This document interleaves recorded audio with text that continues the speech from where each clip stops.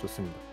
뭐 일단은 빨리 그러면 이제 앞에 거 탄핵 사유 법적 근거 뭐 정치적 파급까지는 얼추 나왔던 것 같아요. 그래서 경제적인 영향하고 사회적인 뭐 그런 뭐 이슈들 잠깐 뭐 좀 개인 얘기해보고 그리고 탄핵 이후 시나리오 이렇게 짧게 하고 뭐 좀 넘어가면 어떨까요? 좋은 것 같습니다. 제가 지금 그 자료 올리신 걸 보는데 네. 질문을 일단 던지자면은 그 윤석열 대통령이 아니고 한덕수 국무총리는 왜 탄핵이 됐죠? 이걸 좀 알고 싶은데. 내란 공조로 인해서 탄핵이 됐습니다. 아, 공조 그러니까 그럼 이제 윤석열이 이제 각 경제부 이제 장관들, 총리들 이렇게 대동해서 먼저 이제 탄핵 전에 내가 탄핵을 해야겠다. 지금 하겠다. 얘기를 이제 했고요. 그 네. 부분은 이제 청문회에서 밝혀졌었고 거기에서 한덕수가 반대했다. 본인은 지금은 때가 아닙니다. 이건 한 정하면 좋을 것 같아요. 이제 누군가가 손을 들고 있으면 이제 충분히 얘기하다가 자연스럽게 넘겨주면 좋을 것 같아요. 갑자기 하다가 중간에 딱 끊고 누구 이렇게 얘기하지 말고 이제 다음 턴을 기다리고 있습니다 정도 의미로 받아들여 주면 좋을 것 같아요.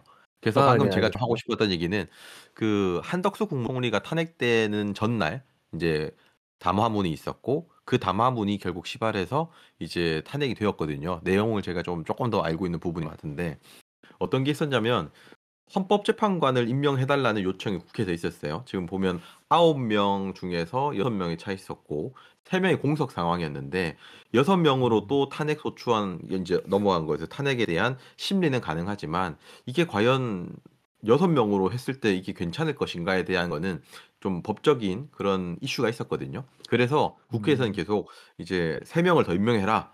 이제 한덕수 총리는 대국민 담화문을 하면서 했던 얘기는 나는 권한대행이다. 내가 권한대행인데 이렇게 실질적으로 영향 주는 거에 대해서 임명할 수가 없다. 단 국회에서 여야 합의를 한 사항을 가지고 오면 임명하겠다라고 하니 그때 야당에서 아니 뭐 지금 의견 합치가 안 되는 상황인데 이건 시간 끄는 수작밖에 안 된다. 권한대행이 권한대행으로서의 직무를 하지 않기로 했기 때문에 우리는 한덕수 국무총리가 아니라 한덕수 이제 권한 대행을 탄핵하는 것이다라고 해서 진행을 했던 거로 저는 인지하고 있어요. 네, 음, 이해했습니다. 네, 설명 잘해 주셨고요. 그래서 이제 그게 바로 윤석열의 이제 그 탄핵에 시간 끌기이기 때문에 내란에 동조한 것이다. 그래서 내란 동조로 탄핵을 했습니다. 그리고 이거 네. 아까 토론에 관련된 얘기가 아니고 방꽃님 얘기에 조금 첨언을 하고 싶은데 우리 인사말도 재밌는 우리 복꽃님의 톤이잖아요. 나레이션이 너무 격식 차리고 기다리고 안 하고 그냥 덮쳐서 얘기해도 괜찮다고 저는 생각하거든요. 야야야 그것도 아닌 것 같습니다. 이렇게 해도 괜찮은 것 같고 좀 자유롭게 했으면 좋겠어요. 저는 개인적으로. 네, 뭐 그 얘기도 했었잖아요. 하다가 아빨 뭐 이렇게 갑자기 나오면 급발진도 재밌을 것 아, 같다고. 욕먹을 말하시면 욕도 먹어야죠. 네, 뭐 그렇게 하니까. 네. 그리고 오케이, 이제 좋은 뭐 것 같아요. 대화 중에 그리고 이제 침묵을 하고 있는 것도 굉장히 좋지만 뭐 웃기다 그러면 이제 옆에서 웃어도 되고 아니면 뭐 예. 그런 리액션이 있어도 좋을 것 같고요. 아무튼 뭐 탄핵이 된 상태고 근데 이제 아까 말씀드린 것처럼 탄핵에 대한 부분을 이제 뺐죠. 민주당에서. 탄핵을 하는데 그 내란죄에 대한 부분을 민주당에서 이제 빼고 다시 탄핵을 하자라고 했습니다. 그러니까 결국은 이 논리적으로 좀 맞지 않는 부분이 이제 윤석열 탄핵 사유가 내란죄인데 내란죄를 뺐고 그리고 한덕수 총리도 내란 동조인데 내란이 아니라 그러면 내란 공조로 인한 탄핵도 취소가 사실은 돼야 되는 부분이 사실은 맞아요. 논리적으로 하면. 근데 이제 그것도 근데 어떻게 될지도 좀 봐야 되는 부분이죠. 너무 갑자기 벙찌는 부분이 내란죄가 탄핵 사유에서 빠지면은 윤석열 대통령은 뭘로 지금 탄핵 사유가 뭐죠? 그걸 뺐으면? 어, 계엄 선포가 헌법 위반이다. 계엄 네, 선포라는 거를 위헌으로. 네, 위헌으로 위헌적인 맞습니다. 요소를 네. 했다. 아, 계엄선포위원이랑 내란죄랑 동일한 게 아니구나. 왜 달라요. 내란으로 했냐면 대통령의 그 권한이 있는 사람에게는 내란 또는 외란 요 두 가지의 죄목을 가지고 당장에 끌어내릴 수가 있는 거예요. 탄핵을 할 수가 있는 거예요. 네, 그게 아니고서는 일반적인 어떤 사법적인 부분에 있어서는 이제 뒤로 임기가 끝난 이후로 미뤄지게 되죠. 자, 다음으로 넘어가 주시죠, 복고님. 아, 네. 그래서 결국은 이제 저희가 이제 해야 될 얘기가 뭐냐면 이제 경제적인 영향에 대해서 지금 사실 이 얘기 굉장히 그 쇼츠에서 재밌게 본 게 있는데요. 이제 20대와 30대의 이 계엄 선포 후에 술자리에서 이 반응의 차이점이라는 글을 제가 봤어요. 그래서 20대들은 아이고 지금 아이고 군인들 맞죠? 됐죠? 예, 군인들 큰일 났다. 이제 어떡하냐. 아유, 뭐 족배기 치겠네. 뭐 이런 얘기들을 하면서 술을 먹었고요. 30대에서 넘어가는 사람들은 갑자기 핸드폰을 다 켜기 시작하면서 씨, 주식 됐다. 이제 그런 네, 쇼츠를 제가 봤습니다. 그러니까 이제 그렇겠네요. 예, 뭐 저희 같은 꼰대들은 사실 경제적인 상황을 뭐 무시하지 않을 수가 없잖아요. 저도 저희 아버지도 전화 오시더라고요. 야, 너 주식 괜찮냐? 네. 그래서 아, 경제적인 이 파급 효과에 대해서 사실 이제 우리가 시간이 좀 지나면서 좀 다시 좀 안정적으로 돌아오긴 하는 것 같아요. 이 주가를 봤을 때 그렇긴 한데 이제 뭐 초반에 좀 많이 흔들거린 것은 사실이죠. 뭐 경제적으로 피해 보신 것들이 있나요? 아니 흔들거린 것도 있고 아직 회복 안 된 거는 환율 문제인 것 같아요. 환율 문제가 맞아요. 지금 되게 크고 이게 앞으로 국가 경제에 크게 영향을 미칠 거기 때문에 지금 올해 뭐 개인 추정으로는 뭐 저는 IMF 세대는 아니지만 어떻게 보면 IMF 세대를 직접적으로 겪은 세대는 아니지만 그때만큼 그 어려움이 있을 것 같다는 몇 살인데 얘기가 많이 IMF 있네요. 세대를 직접 안 겪었다는 거죠 지금? 저기 꼰대님? IMF 때 뭐 몇 살이셨는데 안 겪었다고 얘기하세요? 그러니까 IMF 세대 저는 이제 뭐 41살이긴 한데 그 당시에 경제적인 활동을 하던 사람은 아니었기 때문에 직접적으로 겪은 건 아니고 간접적으로 경험을 했죠. 주변에서 어려움을 겪는 사람들 본다든지 하는 건 있는데 그거를 혹시 그때 경제 활동 하셨어요, 복고님? 용돈이 없어지고 저는 집이 망해가지고 굉장히 저는 직접적인 영향을 미쳤죠 저한테는. 네. 네, 제가 41살이라니요. 저희 아직 30대입니다. 30대. 네, 뭐 요새 한국에서는 그렇게 윤석열 정부에서 도입한 만 나이 가지고 얘기하면 아재라 그러더라고요. 우리 MZ 딸이 그렇게 얘기하더라고요. 아빠 아직 복고님 많이 우파시잖아요. 한마디 해주세요. 저는 대통령님의 명령에 저는 아직 네. 근데 이제 우리가 만 40세죠. 생일이 지나야 만 41세가 생일이 되는. 지나야 그런 40이죠. 그런가요? 네, 아직 우리 생일이 지나 39입니다. 만 나이로는. 39입니다. 아직. 아직 예, 39이죠. 그럼. 그러니까 예. 우리 아직 30대입니다. 네, 30대입니다. 하긴 우리 아재들이니까 30대인 걸로 하시죠. 네, 그 어쨌든 네. IMF 얘기. 환율이 네. 환율 얘기를 하셔서 하는 말인데 경제가 이제 우리나라가 또 수출을 많이 타는 수출 국가잖아요. 진짜 피 많이 보는 걸로 알고 있고 저는 제가 아는 사람 중에 한 명이 한국에서 그 협력 업체랑 사업을 하는 사람이 한 분 있어서 그 사람 정말 고생하는 것도 알고 있고 개인적으로는 타격이 없습니다. 왜냐하면은 한국으로 보내는 돈이 일단은 전에 보내던 액수보다 늘어났기 때문에 아, 저 개인적으로는 뭐 플러스긴 한데 그래도 이렇게 환율이 확 떠버린 거는 정말 안 좋은 거예요, 사실. 네, 환율 그거는 문제 예. 정말 네, 심각하죠. 뭐 환율이 주변에 전에도 이미 코스피가 박살이 났었기 때문에 환율 때문에도 더 이 상태가 지속이 더 오래될 것 같죠. 그것도 안 음, 좋은 거고. 어, 아무튼 네. 얘기하시죠. 예, 뭐 그렇죠. 그리고 사실 이게 또 이제 경제 얘기를 하려 그러면 우리나라 예산 얘기를 또 안 할 수가 없는데 음, 예, 뭐 예산이 이제 좀 우리나라의 뭐 신재생 에너지 뭐 약간 뭐 이런 쪽 민주당 쪽에서 밀던 쪽에는 예산이 좀 올라가고 그 외에 뭐 과학기술 청년 일자리 내지는 뭐 국방비 뭐 이런 것들은 이제 예산이 좀 많이 줄었고 그리고 또 여전히 이제 대기업 같은 데서는 더 규제가 더 생길 거라고 저는 보고요. 우리나라 뭐 경제 근간이 이제 좀 사실은 계엄 이 사태 이후로 더 흔들거릴 것은 분명하고 좀 뭐 더 어려워질 거라는 거는 뭐 저도 그렇게 생각합니다. 그리고 아까 말씀드린 것처럼 미국의 입장에서 사실 우리가 뭐 소부장 소재 부품 장비로 뭐 먹고 사는 나라고 아니면 이제 인력으로 수출을 의존하는 나라인데 해외에서 봤을 때 대한민국을 과연 안전한 나라로 볼 것인가? 그게 더 크죠. 전혀 안 봅니다. 일단은 네. 여기서 그 평화적으로 뭐 해결된 거 이런 거에 크게 관심이 없어요. 뉴스로 대대적으로 보도도 안 되고 여기 사람들은 음.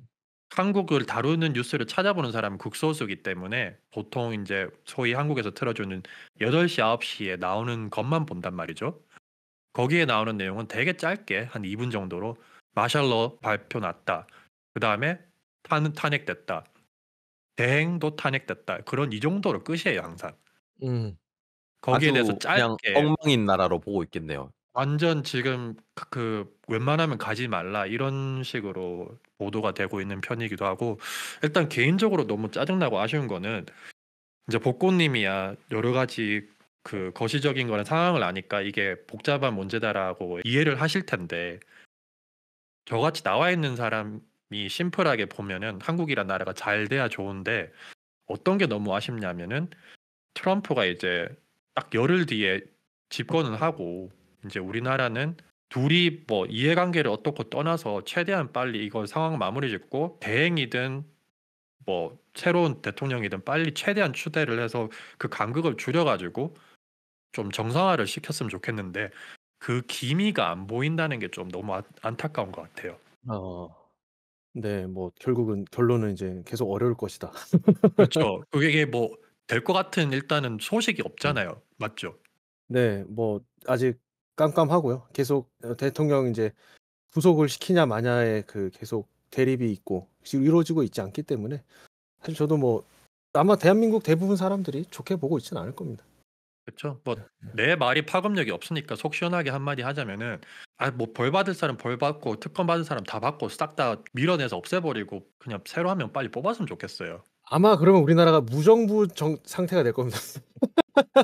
진짜 안 받아 이거는 처먹은 인간이 없을 거라고 생각하기 때문에 네 근데 그렇게 될 것 같아요. 신속하게 처리가 돼야 되는 건 정말 맞고요. 지금은 어떻게 보면 정당 간의 그런 싸움, 세력 싸움 그런 것들 때문에 국민들이 앞으로 뭐 피해 볼 게 너무 눈에 보이니까 그게 너무 답답한 상황인 거죠. 빨리 그냥 사실은 지금 계속 영장 발부하고 체포하려고 하고 있긴 한데 그런 게 진행이 안 되고 있으니까 계속 미뤄지겠죠, 결국은.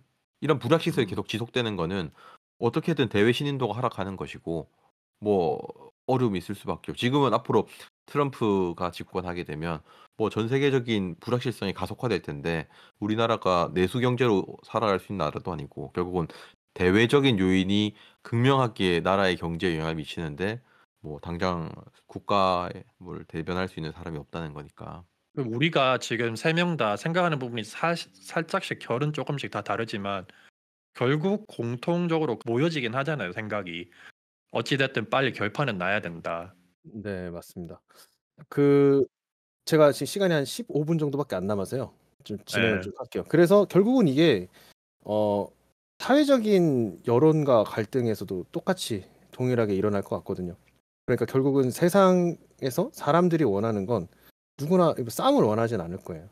빨리 문제가 해결이 되고 그리고 일상으로 돌아가고 어 생업에 종사하면서 걱정 없이 살아가는 걸 이제 원할 텐데 사회적인 그 여론에 봤을 때 좀 어떻게 생각하실까요?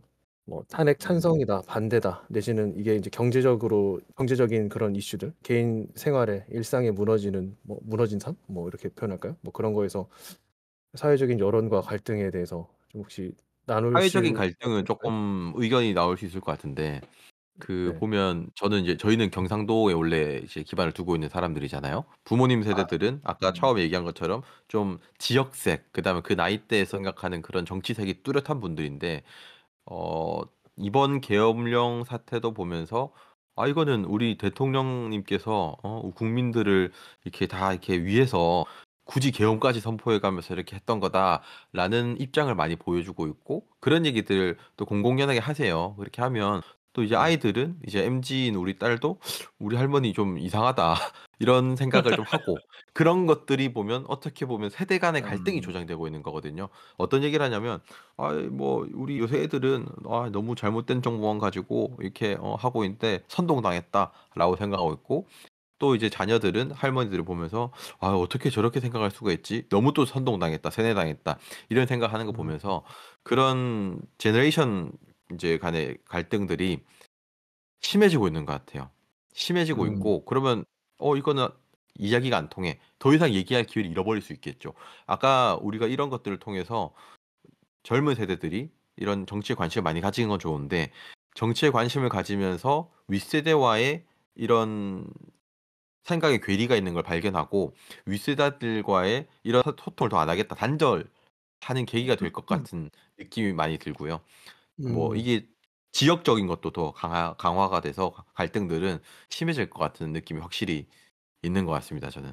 일단 뭐 저 같은 경우에는 저는 개인적으로 그 복고님이 아시겠죠? 그 CNN은 좀 좌편향된 외국의 미디어라 생각하고 팍스는 좀 우편향된. 저는 일단 CNN, 팍스 둘 다 보고 나머지도 CBC 뭐 캐나다 거도 다 보고 하는데 이게 우리가 할 수 있는 최대인 것 같아요. 그러니까 알고리즘한테 맡겨 놓으면은 그 광고님이 말씀하신 세대 간의 격차나 생각의 격차가 점점 커질 수밖에 없는 게 비슷한 결을 계속 보여줄 수밖에 없기 때문에 우리가 최대한 할 수 있는 거는 그래 이게 편향된 시각으로 알려져 있지 극단적인 거를 여러 가지 봐가지고 최대한 우리 생각을 정리해서 나만의 생각을 가지는 게 제일 중요한 것 같고 이제 복고님이 얘기하신 거에 대한 답을 좀 얘기하자면은 일단 저는 무조건적으로 탄핵은 찬성을 합니다. 이거는 뭐 정당 지지 이런 건 상관없이 저는 헌법 절차가 다 무시된 거가 명백하기 때문에 그 부분에 대해서는 뭐 탄핵을 받아야 되는 부분이라 생각을 하고 하지만 또 다른 점은 이제 지금 탄핵을 막 응원한답시고 사람들이 뭐 같이 나와서 시위를 하거나 이런 사람들이 있는데 저는 또 그 사람들이 전부 다 민주당 지지자라고는 믿고 싶지 않고 생각을 안 해요.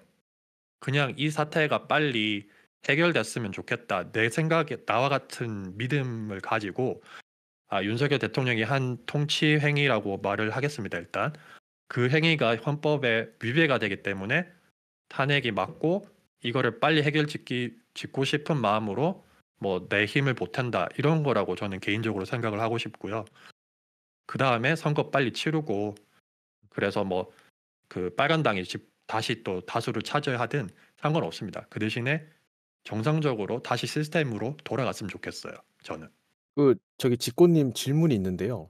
그러니까 네. 이제 그 법적으로 그러면 이제 시간이 오래 걸릴 수밖에 없는 상황이라면 그러면 어떻게 해야 됩니까? 그러면은 그 법적으로 끝낼 수 있는 최소한의 루트로 가야죠, 뭐. 법과 절차는 결국은 이제 따라야 된다는 거는 그건 이제 동의하는 부분이시잖아요, 그렇죠? 그거를 무시하고 좀 빨리 집행을 한다면은 그것조차 그 결도 뭐 그 뭐냐 계엄령 선포랑 비슷한 결이 돼 음. 버리잖아요. 그래서 일단 지킬 걸 지킬 때 최대한 패스트 트랙으로 음, 가야겠죠.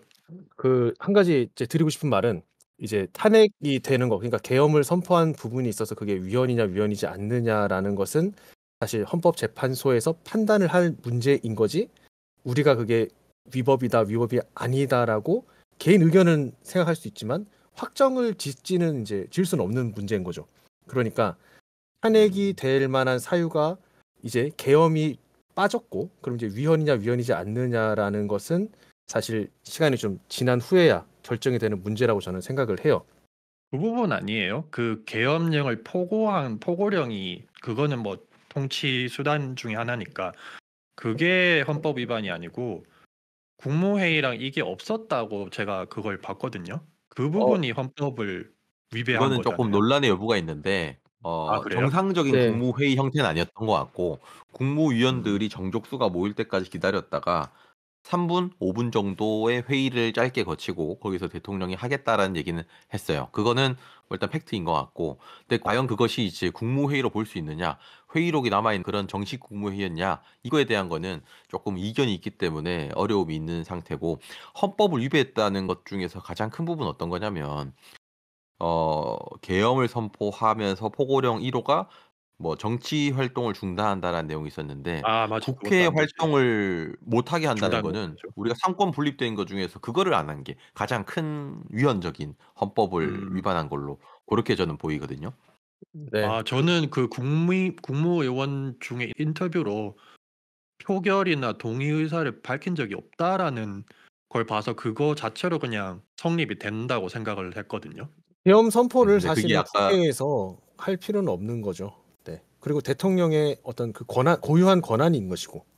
아니죠. 그건 그게 아니고 예. 헌법에 계엄령을 선포하기 위해서는 국무위원의 동의가 필요해요. 아 그러니까 그러니까 그게 그 없기 사람들이 때문에. 있었지 국회의원 전체에서 국회에서 이것을 결정할 건 아니라는 거예요, 내 말은.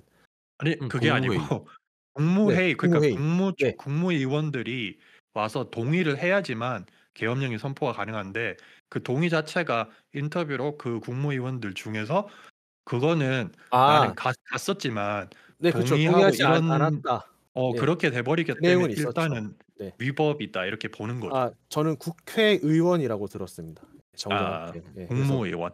네, 네. 그래서 그 용어가 국회의원. 틀릴 수도 국무위원. 있습니다. 의원인가요? 위원인가요? 모르겠다. 국무위원. 네, 뭐 아무튼 뭐 저는 개인적으로 이게 틀렸다. 그래서 탄핵은 맞는 것 같다. 요런 거죠. 네, 뭐 개인 의견이니까. 어쨌든 이제 음. 그래서 위법이다, 위법이지 않다라고 결정하는 건 약간 좀 그럴 수 있다. 네, 우리가 결정은 네. 복고님도 얘기를 해주셔야죠. 그 본인 질문에 대한 본인의 답. 아, 저는 뭐 앞서 얘기하신 내용이랑 다 저도 뭐 일맥상통할 것 같아가지고 사실은 사회적인 여론 갈등 자체가 저는 굉장히 제가 이제 뭐 어떤 특정 종교를 믿고 있는 사람으로서 그 종교에서 분열되고 깨지고 화합하지 못하고 하는 것은 이제 옳지 않다고 봅니다. 기본적으로 저는 그게 맞다고 보고 아까 처음 계속 말씀드린 것처럼 어떤 정치 활동 내지는 이 나라에 돌아가는 그 모든 것들은 결국 서로 다 같이 이제 행복하고 잘 살려고 하는 거고 거기에서 우리가 깨어지고 분열되면 그 조건 자체가 성립될 수가 없죠. 어느 한쪽 편만 나아지고. 그래서 이 분열되고 갈등 조장되는 이것은 어떻게든 빨리 해결이 돼야 되는 건 맞다고 보고요. 그런데 어차피 시간이 오래 걸릴 거라고 저는 뭐 두 분께서 두 꼰대님께서 얘기하신 것처럼 시간이 오래 갈 거고 하니 그러면 최대한 잘 바르게 옳게 가는 게 맞지 않나. 그게 뭔지는 저도 잘 모르겠어요. 사실은. 아무도 모르겠습니다, 지금. 네. 하지만 최고의 최적의 결과가 도출이 되어서 어떤 결정이 났으면 좋겠다. 뭐 서로 물어뜯고 까고 뭐 이재명 빨리 구속되고 윤석열 탄핵되고 이런 그런 일차원적인 문제가 아니라 정말 국회의원들이 그리고 나란 일 하시는 그런 분들께서 좀 잘해줬으면 좋겠어요. 그거는 정말 민생을 좀 신경 쓰기 얘기를 좋다. 보태고 싶은데 솔직히 지금 국민의힘에 저는 솔직히 실망 많이 하고 있는 것들은 나라를 생각하지 않고 자꾸 정당을 생각하고 차기 대선 생각하고 차기 정권에 대한 생각이 너무 가득한 것 같아요. 지금 당론으로 결정하는 사안들을 보면 이탈표 발생할까 봐 뭐 김건희 특검법에서도 당론으로 반대한다. 왜냐하면 당론으로 반대하지 않으면 개인의 생각에 의해서 나는 이거 찬성하고 싶은데라는 사람도 있을 것이고. 그러니까 결국은 우리가 나도 아닌 것 같다는 사람들이 있다는 걸 알고 있으니까 결국은 당론을 정하는 거거든요. 근데 당론을 정해서 계속 뭘 막고 이거를 안 하겠다라고 하는 거는 말 그대로 정당 싸움하는 거밖에 안 되는 거예요. 지금 개개인이 국민들에 의해서 선출돼서 의견을 표출해야 되는데 정당이라는 프레임에 갇혀서 내가 지금 이 말 하고 싶은데 당론을 정했는데 내가 벗어나면 난 당에서 뭐 묻히겠구나. 그런 것에 대한 자꾸 위협을 하는 거죠. 어떻게 보면 협박이죠. 이건 당론을 정한다는 거는 좋게 말해서 당론이지. 너 의견 표출하지 마. 네 의견 표출하면 넌 우리 당에서 제명이야. 넌 앞으로 정치생활 끝이야. 라는 협박을 받고 있는 건데 협박의 원인이 정당을 위해서 국민을 위한 게 아닌 거죠. 네, 그러면 이제 탄핵 이후에는 만약에 탄핵이 됐다. 언제가 될지 모르지만 탄핵이 된다면 그 이후에 우리나라 어떻게 흘러갈 거라고 보십니까? 일단 그 총선이 아니구나. 대통령 선거가 바로 열리나요? 탄핵 되자마자? 탄핵되면 60일 이내에 다시 대선을 치르게 돼 있어요. 와, 진짜 오래 걸리겠구나. 3분기 정도에 되겠네요. 대략 생각해 보면. 6월 이후라고 보통 그렇겠죠. 보는 것 같아요. 네, 그렇죠. 어, 그렇게 보고 있습니다. 이후에까지 뭐 알 수 있겠습니까? 지금 봤을 때는 그 방꼬님처럼 생각하는 분들이 되게 많아서 아마 국민의힘에서 배출하는 후보는 힘들지 않을까 개인적인 생각이 들긴 하는데 또 혹시 모르죠. 국민의힘이 또 당 상계하고 탈바꿈해서 다른 이름으로 짠하고 나타나서 이길 수도 있잖아요. 그거는 뭐 모를 것 같습니다. 그리고 보수가 또 국민의힘만 있는 게 아니잖아요. 그 뭐 이준석 있는 당 이름 뭐죠? 거기도 있고 개혁 진보당이었나요? 네. 옛날에 유승민 의원도 뭐 어디 있는 걸로 알고 있고 하여튼 뭐 보수가 또 무조건 질 이유도 없다고 봐요. 음, 네. 저는 어쨌든 보수가 질 것 같아요. 저도 보수가 질 것 같은 생각이 드는데 뭐 제 개인적인 생각은 그래도 이런 얘기하면 이거 유튜브 채널 날라가는 이재명은 안 된다. 아니 근데 그 범죄 혐의가 있다면서요. 그 이재명이 나올 수가 있나요? 범죄 이제 그 뭐 재판을 3심까지 봐야 받았다면서요. 3심까지 봐야 되는 내용이고요. 1심에서는 이제 저기 뭐 실형을 선고를 받았고 그래서 이제 2심이 이번 달에 뭐 이루어질 것이고 그래서 그러니까 아까 대충 예측한 6월 정도가 되면 이제 3심까지 다 나오지 않을까. 그래서 뭐 못 나오지 않냐. 이제 그런 시나리오로 이제 끌고 가는 거고요. 사실 트럼프 지금 대통령이 원래 뭔가 범죄 혐의가 있고 수사받는 도중에 이제 대선 당선되면서 그렇죠. 전부 다 그렇죠. 이렇게 된 것처럼 뭐 그런 네. 케이스가 된다라고 보면 되는 것 같아요. 아직까지 3심까지 가는 시간은 남아 있는데 조기 대선이 열리게 되면 본인은 이제 그런 부분 좀 네. 자유로워질 수 있는 여지가 생기는 거니까. 네. 근데 아까 말한 것처럼 우리나라는 저기 뭐 여러 가지 대통령을 또 겪어봐야 될 것 같아서 범죄자 대통령 나올 것 같기도 하고.